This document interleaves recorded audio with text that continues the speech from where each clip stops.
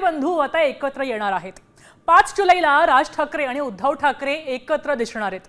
G.R.. रद्द झाला, मात्र हिंदी सक्तीचा या जी.आर. नंतर विजयी मेळावा सादर होतोय। त्याचवेळी राज ठाकरेंनी एकत्रित येण्याचं मेळाव्यासंदर्भात माहिती दिलेली आहे। मराठी दोहाचा फणा दाबला गेलाय, ठेचला गेलाय अशी प्रतिक्रिया उद्धव ठाकरेंनी दिली होती। त्यानंतर मराठी माणसांच्या एकजुटीचं 5 जुलैला दर्शन घडणार आहे उद्धव ठाकरे असं म्हणालेले आहेत। त्याच्यावरूनच ठाकरे बंधू आता एकत्र येत आहेत हे स्पष्ट होत आहे।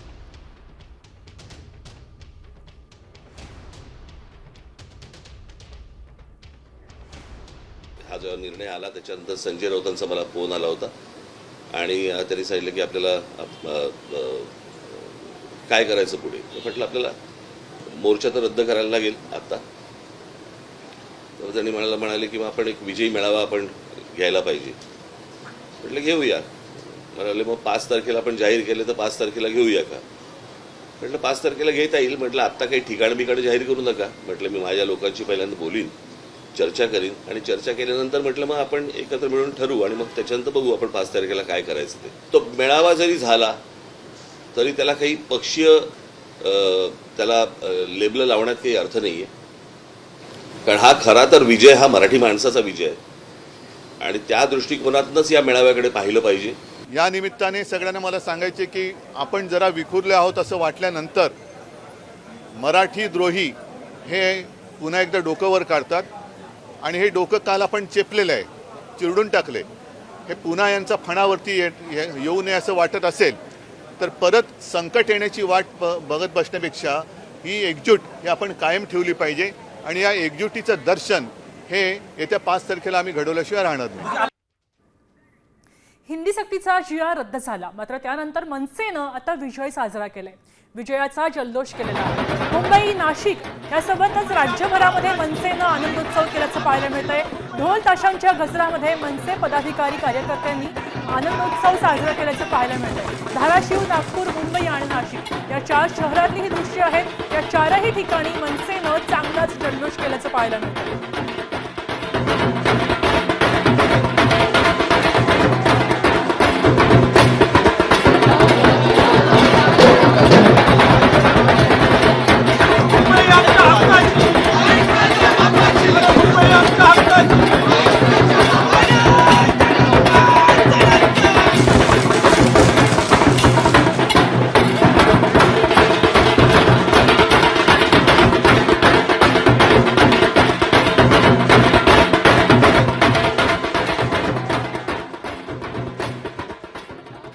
या जी.आर. प्रकरणानंतर आता उद्धव ठाकरेंनी भाजपला चांगलाच टोला लगावलाय। ही कमळी कुठल्या भाषेतून शिकली आहे असा प्रश्न त्यांनी विचारलेला आहे। निशाणात साधलाय, तसंच मातृभाषेचं प्रेम पक्षापलीकडे असायला हवं असंही त्यांनी यावेळी सुनावलं। उद्धव ठाकरेंनी यावेळी कमळी म्हणत भाजपला टोला लगावलेला आहे। मला आता उत्सुकता आहे, कारण आज सगळ्यांच्या घरी पेपर आलेत ना, या मराठी पेपर आलेत ना। मला उत्सुकता आहे की ही कमळी कोणत्या भाषेच्या शाळेतनं शिकली, कारण मार्क मिळाले 100 पैकी 100, कमळी आमची 1 नंबर। आता ही कमळी नेमकी कोणत्या भाषेच्या शाळेत शिकली, त्या कमळीवरती कोणत्या भाषेची सक्ती होती का, तिने 100 मार्क कसे मिळवले, का त्या 100 मार्कात सुद्धा EVM तिने वापरलं होतं का, तर ती मला उत्सुकता आहे। त्याच्यामुळे कमळी आमची 1 नंबर म्हणणारे कोण आहेत त्यांना मला आता बघायचं आहे। दरम्यान मराठी भाषा आणि महाराष्ट्राच्या बाबतीत तडजोड होणार नाही अशा शब्दामध्ये मनसेचे अध्यक्ष राज ठाकरेंनी सत्ताधारी पक्षांना सुनावलेलं आहे। यानंतर सरकार अशा उद्योगामध्ये पडणार नाहीये अशी अपेक्षा सुद्धा त्यांनी यावेळी व्यक्त केलेली आहे। इतकंच नाही तर आता अधिवेशन आहे, राज्याच्या इतर प्रश्नांकडे लक्ष द्यावं अशीही मागणी त्यांनी केली आहे।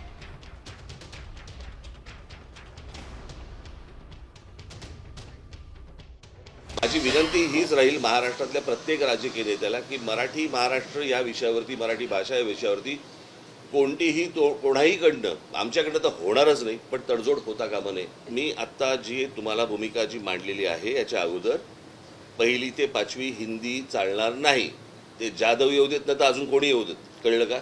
महाराष्ट्रामध्ये ज्या प्रकारचा मराठी माणसांनी विरोध केलेला आहे या गोष्टीला, याची जाणीव मला असं वाटतं जाधवांना असावी। विधानभवनामध्ये, विधानसभेमध्ये तिकडे जे आमदार बसलेले आहेत त्यांनी मला असं वाटतं आता जे अधिवेशन सुरू आहे त्याच्यामध्ये मूलभूत प्रश्न जे आहेत महाराष्ट्रामधले त्याच्यावरती चर्चा करावी या विषयावरती चर्चा करून वेळ वाया घालू नये. आता यावर आता आदित्य ठाकरेंनीही आपली प्रतिक्रिया दिली आहे. सरकारनं ठाकरे बंधूंच्या मोर्चाची धास्ती घेतली आहे असं ते म्हणाले आहेत.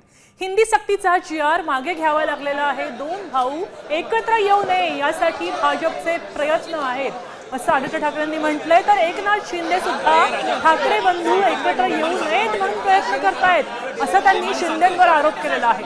कालचा विजय मोठा आहे, सगळा महाराष्ट्र पेटून उठला होता. सत्ताधाऱ्यांच्या सक्तीपुढे महाराष्ट्राची शक्ती जिंकली आहे असं वक्तव्य यावेळी आदित्य ठाकरेंनी केलंय. मराठीच्या मुद्द्यावरून आदित्य ठाकरे बोलत होते.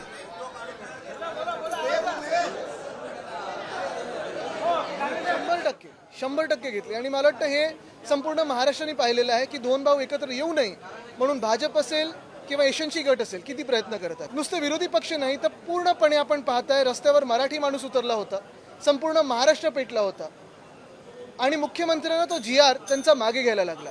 आणि मराठी माणूस जर एकवटला, महाराष्ट्राची ताकद जर एकत्र आली तर काय चमत्कार घडू शकतो आणि ताकद किती आपली ही दिसते. त्यांच्या सक्तीसमोर महाराष्ट्राची शक्ती जिंकलेली आहे. मराठी भाषेबाबत ठाकरे बंधू चांगलेच आक्रमक झाल्याचं पाहायला मिळतंय. दरम्यान हिंदी सक्तीचा GR रद्द करत सरकारनं एक समिती नियुक्त केली आहे. मात्र त्याचा काहीही उपयोग होणार नाहीये. कुठलीही समिती आणा, सक्ती खपवून घेणार नाही असं ठाकरे बंधूंनी ठासून सांगितलेलं आहे.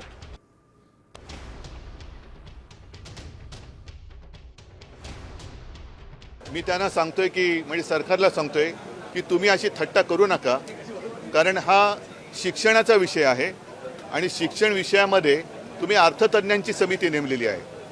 अर्थात कालच मी सांगितले की समिती कोणतीही असू दे, त्यांनी काहीही देऊ दे, पण सक्ती विषय आता संपलेला आहे. त्याच्यामुळे कोणी अगदी कोणाची समिती त्यांनी बसवली तरी आमच्यावरती, महाराष्ट्रावरती हिंदी सक्ती आता होऊ शकत नाही. हे काल मराठी माणसाच्या शक्तीने दाखवून दिलेलं आहे. माझी विनंती हीच राहील महाराष्ट्रातल्या प्रत्येक राजकीय नेत्याला की मराठी महाराष्ट्र या विषयावरती, मराठी भाषा या विषयावरती कोणतीही कोणाहीकडनं, आमच्याकडनं तर होणारच नाही, पण तडजोड होता कामा नये. मी आत्ता जी तुम्हाला भूमिका जी मांडलेली आहे याच्या अगोदर 1ली ते 5वी हिंदी चालणार नाही. ते जाधव येऊ देत नाही तर अजून कोणी येऊ देत. कळलं का? महाराष्ट्रामध्ये ज्या प्रकारचा मराठी माणसांनी विरोध केलेला आहे या गोष्टीला, याची जाणीव मला असं वाटतं जाधवांना असावी. विधानभवनामध्ये, विधानसभेमध्ये तिकडे जे आमदार बसलेले आहेत त्यांनी, मला असं वाटतं आता जे अधिवेशन सुरू आहे त्याच्यामध्ये मूलभूत प्रश्न जे आहेत महाराष्ट्रामधले त्याच्यावरती चर्चा करावी. या विषयावरती चर्चा करून वेळ वाया घालू नये. आता दरम्यान उद्धव ठाकरेंच्या या भूमिकेवर, ठाम भूमिकेवर सुद्धा सत्ताधारी पक्ष आता प्रश्न उपस्थित करतायत. उद्धव ठाकरेंचं मराठी प्रेम बेगडी आहे असा आता आरोप नारायण राणेंनी केलाय. मराठीबद्दल प्रेम होतं, मग तुमच्या मुलांना इंग्रजीच्या माध्यमाच्या शाळेमध्ये का शिकवलं असा सवाल त्यांनी विचारलाय. नारायण राणेंनी हा सवाल केलेला आहे. उद्धव ठाकरेंना त्यांनी निशाणा साधला होता. मराठी माणसांच्या नोकरी धंद्यासाठी तुम्ही काय केलंय असा सवाल सुद्धा राणेंनी यावेळी विचारलेला आहे.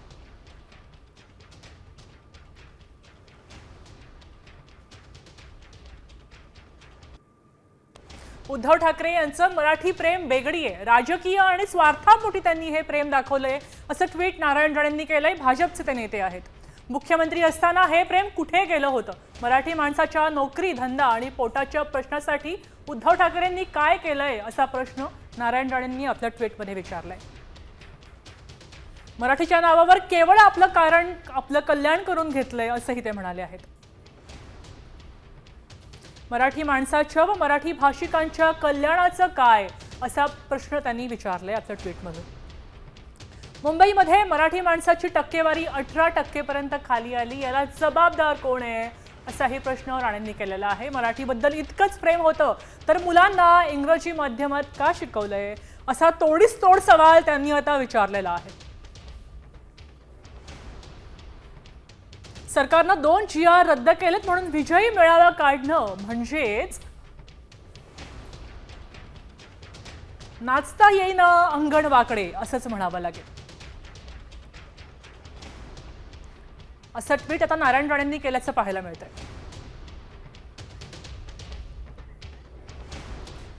दरम्यान युतीचं काय आहे? उद्धव ठाकरेंसोबतच्या युती संदर्भात आता राज ठाकरेंनी मोठं वक्तव्य केलंय.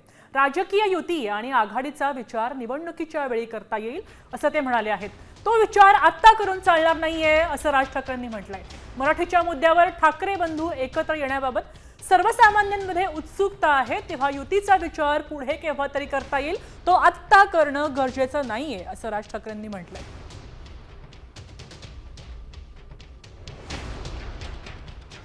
कसं आहे, युत्या आघाड्या या सगळ्या गोष्टी, निवडणुका, या सगळ्या गोष्टी येत जातील, जात जातील, सगळ्या गोष्टी होत राहतील. मराठी भाषा संपली, परत नाही येणार. या सगळ्या गोष्टी ह्या निवडणुकीच्या वेळेला बघता येतील किंवा विचार करता येईल त्या गोष्टींचा. त्याचा विचार आत्ता करून चालणार नाही. आत्ता मला असं वाटतं की या सगळ्या गोष्टींकडे तुम्ही एक संकट म्हणूनच पाहावं, त्याला राजकीय लेबल लावू नयेत. दरम्यान 5 जुलैचा विजयी मेळावा वरळीच्या डोममध्ये व्हावा अशी इच्छा आहे. मनसे पदाधिकाऱ्यांनी राज ठाकरेंकडे अशी मागणी केलेली आहे. राज ठाकरे संजय राऊतांची करणारे चर्चा, याबद्दल विजयी मेळावा अराजकीय व्हावा अशी मनसेची भूमिका असणार आहे. मनसे गेल्या काही काळापासून अराजकीय भूमिका घेते असं दिसतंय. मनसेनं आता भूमिका घेतलेली आहे.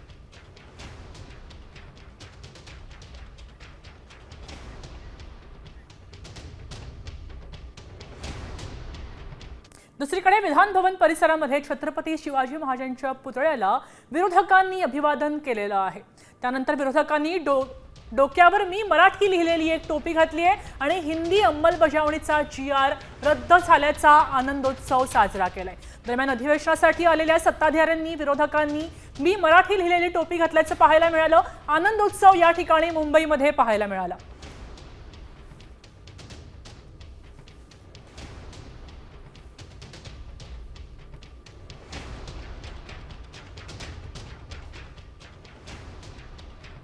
दुसरीकडे शिंदे सेनेकडून उद्धव ठाकरेंच्या आव्हानाची आता खिल्ली उडवली जाते.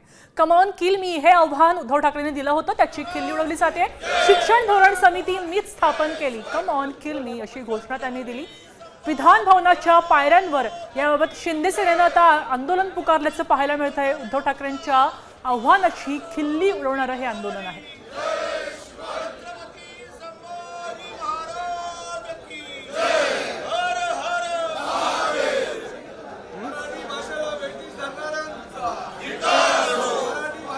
जो काय निर्णय घेतलेला आहे तो या महाराष्ट्राच्या हितासाठी घेतलेला आहे आणि ज्यांनी चुकीचं करत होते त्याबद्दल आजचा हा धिक्कार. कोणालाही घाबरत नाही आहे, कारण आपल्याला माहिती आहे आम्ही चांगलं काम करतोय, त्यामुळे घाबरायचं काय कारण नाही. आणि जिथे कुठे काय अडचणी आहे तिथे कालचा मार्ग काढलेला आहे आणि त्याच्यावरती ठोस निर्णय बसून थोड्याच दिवसामध्ये घेतील, त्यामुळे काळजी करू.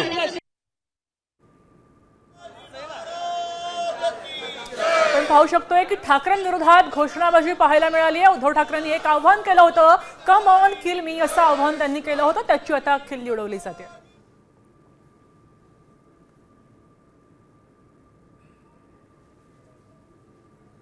जालन्यामध्ये पडळकरांविरोधात आता आंदोलन सुरू आहे. ख्रिश्चन समाजाचा हा मोर्चा निघालेला आहे. बातमी आहे जालन्यामधनं भाजप आमदार गोपीचंद पडळकर यांच्या विरोधात जालन्यातनं ख्रिश्चन समाज आक्रमक झालेला आहे. पडळकरांविरुद्ध हे सगळे आक्रमक झालेत. ख्रिश्चन समाज बांधवांकडून आज पडळकर यांच्या विरोधात मोर्चा निघालाय, जनआक्रोश मोर्चा निघालेला आहे. भाजपचे आमदार गोपीचंद पडळकर यांनी ख्रिश्चन समाजातल्या धर्मगुरूंविषयी एक वादग्रस्त वक्तव्य केलं होतं आणि त्या वक्तव्याचे पडसाद आता पाहायला मिळत आहेत. जालन्यामध्ये ख्रिस्ती बांधवांनी एक मोठा मोर्चाच काढलेला आहे, जनआक्रोश मोर्चा काढलेला आहे. पडळकरांचा निषेध ते करतायत. जालना शहरामध्ये सकल ख्रिस्ती बांधव एकत्र आलेला आहे. भाजप आमदार गोपीचंद पडळकर यांनी ख्रिश्चन समाजाविषयी वादग्रस्त वक्तव्य केलं. या वक्तव्यानंतर ख्रिश्चन समाज जालन्यात आक्रमक झालेला आहे. जनआक्रोश मोर्चा काढून ख्रिश्चन समाजाने गोपीचंद पडळकर यांचा निषेध व्यक्त केला. माझ्यासोबत समाज काय म्हणणं, एवढा मोठा मोर्चा आहे, जनआक्रोश मोर्चा निघतोय जालन्यामध्ये. आमदार गोपीचंद पडळकर यांनी ख्रिश्चन समाजाच्या बद्दल जे वक्तव्य केलेलं आहे की ख्रिश्चन समाजातील धर्मगुरू पादरी यांना जर मारलं तर 3 लाख रुपये मारणाऱ्याला, जे यांचे हातपाय तोडतील त्यांना 5 लाख रुपये आणि जे यांचा सैराट करतील म्हणजे खून करतील त्याच्याबद्दल त्याला 11 रुपये यांनी वैयक्तिक बक्षीस जाहीर केलेले. याच्या निषेधार्थ जालना जिल्ह्यातून सकल ख्रिश्चन समाजाच्या वतीने आम्ही हा मोर्चा जिल्हाधिकाऱ्यांवर घेऊन जात आहोत. तमाम ख्रिश्चन बांधवाच्या ज्या वेदना आहेत त्या तिथे गेल्यानंतर आम्ही त्या वेदना मांडणार आहोत. तुमच्या मागण्या काय आहेत आता? आमच्या प्रमुख मागण्या 2च आहेत. आमदार गोपीचंद पडळकर यांची आमदारकी रद्द करण्यात यावी आणि दुसरी जे त्यांनी प्रक्षोभक भाषण केलेलं आहे याच्यावर गुन्हा दाखल करण्यात यावा. नक्कीच ख्रिश्चन बांधवांनी एक मोठा जनाक्रोश मोर्चा जालन्यातल्या गांधी चौक इथून सुरू केलेला आहे. थोड्याच वेळात हा मोर्चा जालना जिल्हाधिकारी कार्यालयावर धडकणार आहे. गोपीचंद पडळकर यांचा राजीनामा घ्यावा अशी मागणी जी आहे ती आता ख्रिश्चन समाजाकडून पुढे येत आहे. अक्षय शिंदे, साम टीव्ही न्यूज, जालना. नंतर पुढे घेऊया पावसाच्या बातम्यांचा आढावा. वर्षा सहलीला तुम्ही जात असाल तर आता सावधान व्हायचंय, कारण पावसाळा आणि रविवार आता त्याचमुळे पिकनिकला गेलेल्या 6 मुली पाण्यामध्ये अडकलेल्या आहेत. पाण्याच्या प्रवाहामध्ये त्या वाहायला लागल्या आणि त्यानंतर एकीनं कसंबसं दगडाच्या सहाय्यानं स्वतःला वाचवलं, तर इतर मुली वाहतच होत्या. पर्यटकांनी या मुलींचे प्राण मात्र वाचवलेले आहेत. प्रवाहातच एका मुलीला खडक लागला आणि ती जखमी झालेली आहे. तिच्यावर सध्या उपचार सुरू आहेत. बिहारच्या गयामधली ही दुर्घटना पाहायला मिळते. पाऊस जोरदार झाला आणि फिरायला गेलेल्या मुली या ओढ्यामध्ये वाहून गेल्या.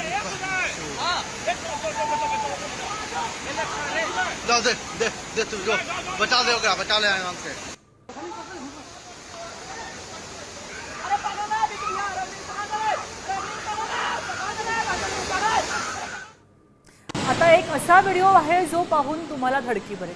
नदीला महापूर आलाय, त्यामुळे पाण्याचा वेग सुद्धा प्रचंड पाहायला मिळतोय. अशामध्ये या पाण्यामध्ये एक कार पडली होती. मग काय, कार पुरात पालापाचोळ्यानुसार वाहायला लागली आणि त्यानंतर कार चालक थेटे बेनेटवर बसला. पुरामध्ये स्वतःचा जीव वाचवायचा प्रयत्न तो करतोय. उत्तराखंडच्या उत्तर काशीमधली ही घटना आहे. उत्तर काशीमध्ये आज पूर आला होता आणि जोरदार पाऊस या ठिकाणी काही दिवसांपासून बरसतोय. पाऊस अजूनही सुरू आहे, त्यामुळे या नदीला पूर आल्याचं पाहायला मिळत आहे. इथमध्येच एक कार बंद पडली आणि हा कार चालक बोनेटवर बसलाय आणि आधारासाठी वाट पाहत असल्याचं पाहायला मिळत आहे.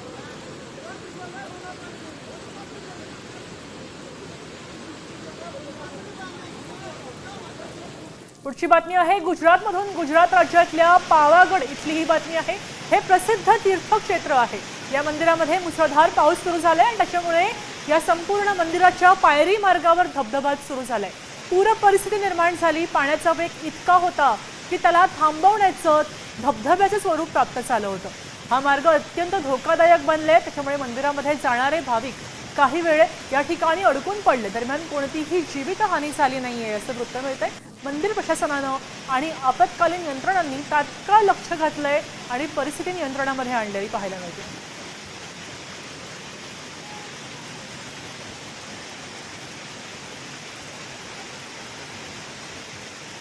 बातमी आहे अमरावतीमधून. अमरावतीमध्ये कपाशीचं बोगस बियाणं शेतकऱ्यांना विकल्याचा आरोप करत रवी राणा यांच्यात युवा स्वाभिमान पक्षाच्या कार्यकर्त्यांनी जिल्हा कृषी अधीक्षकांच्या अंगावर कपाशीचे बियाणेच फेकलेले आहेत. आपण पाहू शकतोय अमरावतीमधली ही आहे. HTBT या प्रतिबंधित बोगस बियाणे विकणाऱ्या दुकानदारांवर कारवाई व्हावी अशी मागणी यावेळी केली जाते. अमरावतीमध्ये कृषी अधिकाऱ्यांवर चक्क बियाणं फेकून इथल्या शेतकऱ्यांनी संताप व्यक्त केलेला आहे. आपण पाहू शकतोय कशा प्रकारे हा संतप्त शेतकरी या अधिकाऱ्यावर बियाणं फेकतोय आणि तावातावानं भांडतोय.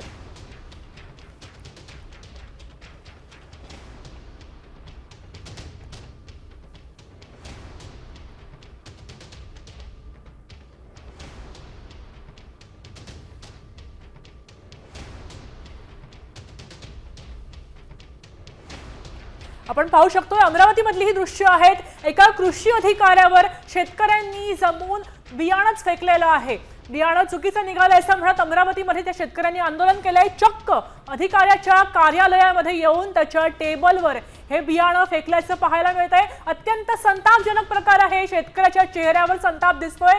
शेतकरी दिवस रात्र मेहनत करतो आणि हे अधिकारी अशा प्रकारची वाईट कामं करून आपण पाहू शकतोय त्यांनी चक्क कापसाचं बियाणं घेऊन आलंय आणि हे बियाणं त्यांनी या अधिकाऱ्याच्या तोंडावर फेकलेलं आहे. तोंडावर फेकून मारलेलं आहे. ही बातमी आहे अमरावतीमधली. अमरावतीमध्ये बियाणं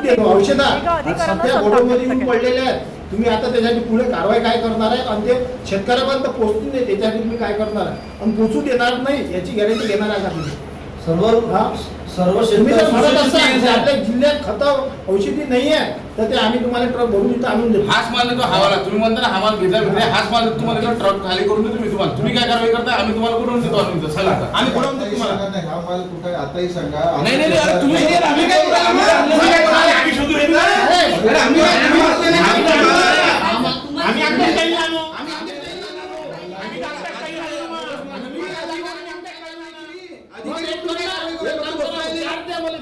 एकही औषध खत आम्ही जिल्ह्यात पोहोचू देत नाही.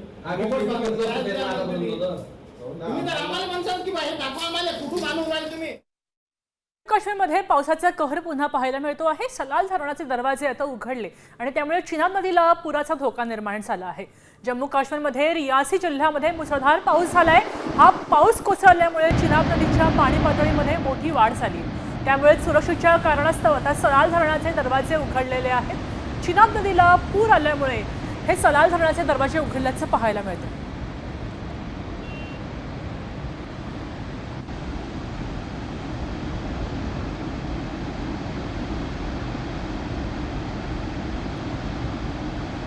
या पावसामुळे आता एक 5 मजली इमारत कोसळलेली आहे. घटनास्थळी मोठा आवाज झाला आणि धुळीचे लोट उडाले. मात्र मोठा दिलासा सांगायचा म्हणजे या दुर्घटनेत कोणतीही जीवितहानी झालेली नाहीये. मात्र ही इमारत गेले काही महिने महामार्गाच्या कामामुळे प्रभावित झाली होती. रस्त्याच्या रुंदीकरणासाठी चाललेल्या खोदकामामुळे इमारतीला तडे गेले होते असं आधीच निदर्शनास आलं होतं आणि त्यानंतर प्रशासनानं काळजी घेऊन इमारतीमधल्या रहिवाशांना सुरक्षित ठिकाणी हलवलं होतं आणि म्हणूनच ही दुर्घटना टळली. या घटनेनंतर मात्र आता परिसरामध्ये भीतीचं वातावरण पसरल्याचं पाहायला मिळत आहे. इतर धोकादायक इमारतींची तपासणी सुरू केली आहे. शिमला जिल्ह्यातली ही घटना आहे. शिमला जिल्ह्यात भुट्टा कुपूर परिसरामध्ये ही घटना झालेली आहे.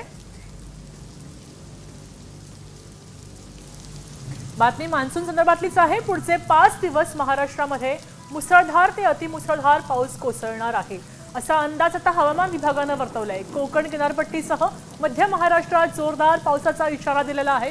विदर्भ आणि मराठवाड्यात सुद्धा जोरदार पावसाचा अंदाज वर्तवलेला आहे. पावसानं उघडीप घेतल्यानंतर शेतकऱ्यांनी पेरण्या उरकल्या आहेत. आता बळीराजा पावसाकडे डोळे लावून बसलाय. राज्यामध्ये आता पुढचे 5 दिवस जोरदार पाऊस बरसणार आहे असा अंदाज व्यक्त केला गेलाय.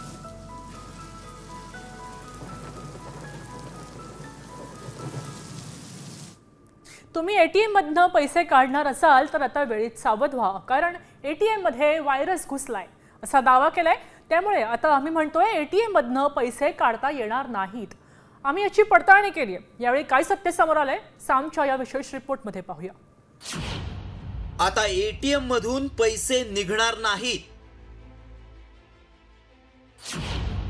पाकिस्तानच्या सायबर अटॅकमुळे एटीएम सेवा बंद.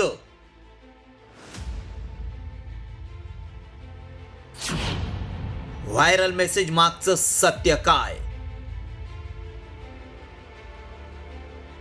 हा दावा गंभीर आहे. भारत पाकिस्तान युद्धावेळी एका व्हायरसनं सायबर अटॅक केल्यामुळं एटीएम मधून पैसे काढाल तर तुमच्याच खात्यातून पैसे गायब होऊ शकतात असा दावा करण्यात आलाय. या दाव्यामुळं सगळ्यांच्याच मनात भीती निर्माण झाली आहे. मग आता एटीएम मधून पैसे काढायचे की नाहीत असा प्रश्न उपस्थित झालाय. त्यामुळे याचं सत्य सांगणं गरजेचं आहे. त्याआधी व्हायरल मेसेजमध्ये नेमका काय दावा करण्यात आलाय पाहूया. एटीएम सेवा बंद होणार आहे. लवकरात लवकर पैसे काढून घ्या. भारत पाकिस्तान युद्ध सुरू असताना रॅन्समवेअर नावाच्या व्हायरसनं सायबर अटॅक केलाय. त्यामुळं काम सुरू आहे. ऑनलाईन ट्रान्झॅक्शन करू नका. डान्स ऑफ द हिलरी नावानं व्हिडिओ कॉल्स आल्यास उचलू नका. हा मेसेज व्हायरल होत असल्यानं याची सत्यता जाणून घेणं गरजेचं आहे. कारण आता शहरी भागातच नव्हे तर ग्रामीण भागातही मोठ्या प्रमाणात एटीएमचा वापर केला जातो. त्यामुळे याचं सत्य जाणून घेण्यासाठी आमच्या टीमनं एक्सपर्टकडून अधिक माहिती मिळवली. तसंच पाकिस्ताननं भारतातल्या एटीएमवर सायबर अटॅक केलाय का याची माहितीही आम्ही मिळवली. त्यावेळी काय सत्य समोर आलं पाहूयात. एटीएम बंद होणार हा दावा पूर्णपणे खोटा आहे. एटीएमवर कोणताही सायबर अटॅक झालेला नाही. एटीएम सेवा सुरूच असून व्यवहार सुरक्षित आहेत. लोकांची दिशाभूल करण्यासाठी मेसेज व्हायरल केला जातोय. त्यामुळं आमच्या पडताळणीत एटीएम मधून पैसे निघणार नाहीत हा दावा असत्य ठरलाय. असं मेसेज दिशाभूल करण्यासाठी व्हायरल केले जात असून त्यावर विश्वास ठेवू नका. ब्युरो रिपोर्ट, साम टीव्ही न्यूज.